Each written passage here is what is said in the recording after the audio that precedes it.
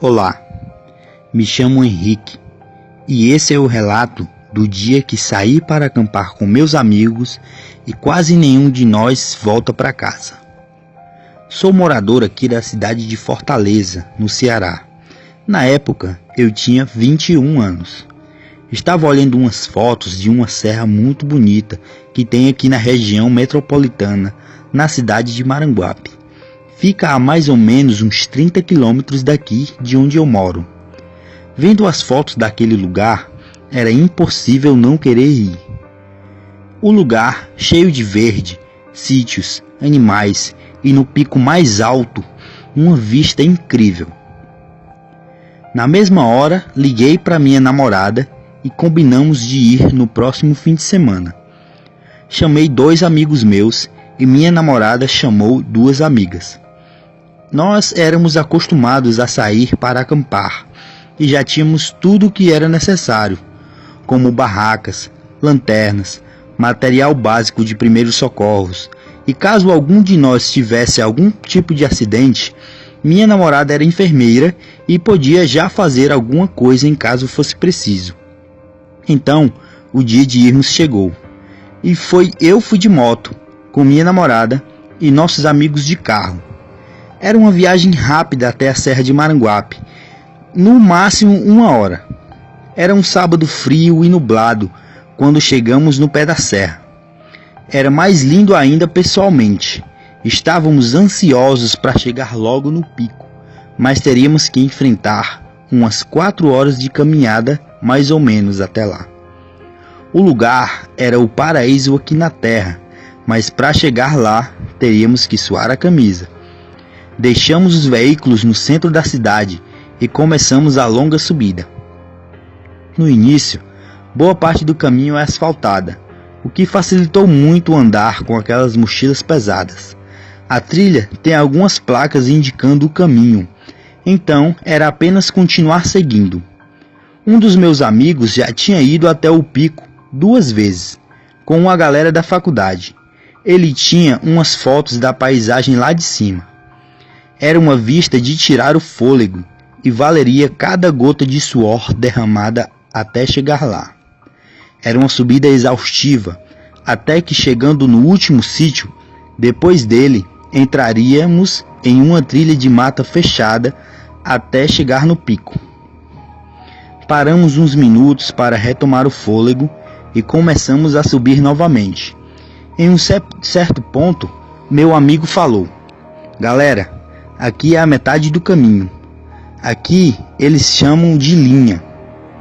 Era um ponto que tinha 3 caminhos, um para a direita, um em frente e outro à esquerda.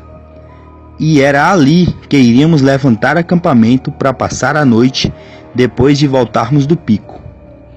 Pegamos as barracas e outros materiais e escondemos entre umas árvores mais na frente para não termos que carregar até o pico e depois descer com eles novamente. Quando já estávamos indo, avistamos um senhor em um jumento.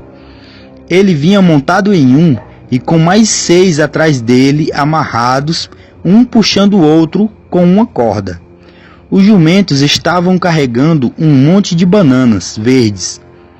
Esse era o trabalho dele, muito comum aqui no Nordeste. Ele parou e disse: "Estão indo para o Pico da Rajada?" E nós respondemos que sim. Então ele disse: "Pois vão logo, que com o tempo nublado escurece cedo aqui e pode ficar difícil de vocês acharem o caminho." Então eu falei que nós iríamos acampar ali mesmo, que iríamos rápido até lá para depois armar as barracas para passar a noite. Ele parou e nos olhou estranho. Ele desviou o olhar para o mato e disse: "Olha, vocês não precisam acampar aqui não. Eu tenho uma casinha que fica logo ali na frente e vocês podem passar a noite lá. Essa mata pode ser perigosa à noite."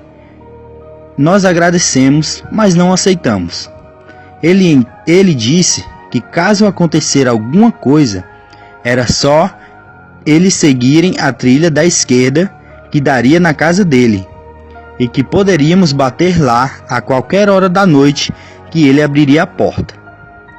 Achamos estranho a preocupação dele, mas seguimos nosso caminho. Algum tempo depois, chegamos no ponto mais alto da serra. Era uma visão espetacular. Realmente valeu a pena subir aquilo tudo. Ficamos lá um tempo e então descemos até o local onde iríamos levantar acampamento. Montamos as barracas e uma pequena fogueira só para espantar os animais. Conversamos um pouco, rimos, comemos e fomos dormir, pois tinha sido um dia exaustivo. Quando já estávamos dormindo, 3 em cada barraca, escutamos um barulho que vinha da mata, como se alguém estivesse andando entre as árvores. Minha namorada segurou forte na minha mão e eu não fazia ideia do que poderia ser. O fogo estava quase apagando, mas ainda iluminava um pouco. Então, acendemos as lanternas e começamos a iluminar o local de onde estava vindo os passos. Não conseguimos ver nada. As meninas já estavam apavoradas. Os passos eram pesados e quando passava entre as árvores, os galhos quebraram. Seja lá o que fosse, era muito grande. Saímos de nossas barracas, todos os 6, e ficamos juntos, perto do fogo, com as lanternas na mão, tentando ver o que era. Foi quando escutamos o barulho de uma bananeira quase cair. Parecia que aquela coisa estava tentando derrubar ela para nos amedrontar. E o pior é que ela estava conseguindo. O barulho parou do nada. Ficamos os 6 de pé, cada um olhando para o lado. Foi quando, a uns 10 minutos de onde estávamos, vimos uma sombra negra sair entre as árvores. Iluminado pela lanterna, aquela coisa era o próprio demônio. Um grande cão negro, de pé, como um homem, nos olhava. Em pânico, as meninas começaram a gritar, aterrorizadas com o que tinham acabado de ver. Por uns instantes, o silêncio tomou conta. Só escutávamos o choro baixo das meninas quando aquele demônio soltou o tipo de grito que nos fez correr e deixar as barracas e mochilas para trás. Lembrei do senhor que tínhamos visto mais cedo e começamos a gritar na trilha para ele escutar, já que tinha dito que morava logo mais à frente de onde estávamos. Gritamos sem parar por uns 10 minutos, sempre iluminando com as lanternas em todas as direções. Foi quando vimos uma luz fraca mais à frente, e era o senhor que tínhamos visto mais cedo. Ele estava de pé segurando o lampião e balançando os braços. Corremos para lá, e ele disse para entrarmos na casa depressa. Entramos, e ele bem rápido trancou a porta, apagou o lampião e disse para desligarmos as lanternas. Poucos minutos depois, escutamos passos bem na frente da pequena casa. Ele olhava entre as frechas da porta e fez um sinal para vermos o que era. Era um animal horrível. Tinha partes do corpo sem pelo, cabeça de cachorro. Seu respirar era audível a uns 20 metros de onde estávamos. Ele ficou andando de um lado para o outro por uns 5 minutos. Estávamos todos em pânico. Ele ficou ali, apenas observando por um bom tempo, até que foi embora. Passamos a noite em claro, tentando imaginar o que seria aquilo. Perguntei ao senhor se ele sabia o que era, e ele disse que poderia se tratar de um lobisomem. Ele disse que em algumas noites ele vinha e ficava rondando sua casa. Ele deixava seus jumentos soltos e não amarrava, caso essa coisa quisesse atacar.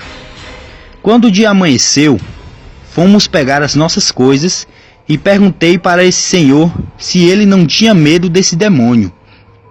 Ele me disse que morar na mata tem suas desvantagens, e uma delas é viver com criaturas que não se vê normalmente. Ele conta que um dia estava sentado embaixo de uma árvore e um menino de mais ou menos 1 metro passou andando bem na sua frente. Ele tinha um olhar cruel, era peludo e estava imitando uma voz de mulher. Perguntei o que ele fez e ele disse que o melhor a se fazer nessas horas é só olhar e respeitar. Ele também nos contou de uma criatura que tentou entrar em sua casa pelo telhado e só não conseguiu porque ele atirou com sua espingarda.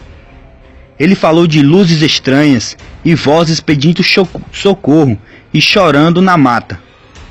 Ele falava com uma naturalidade fora do comum.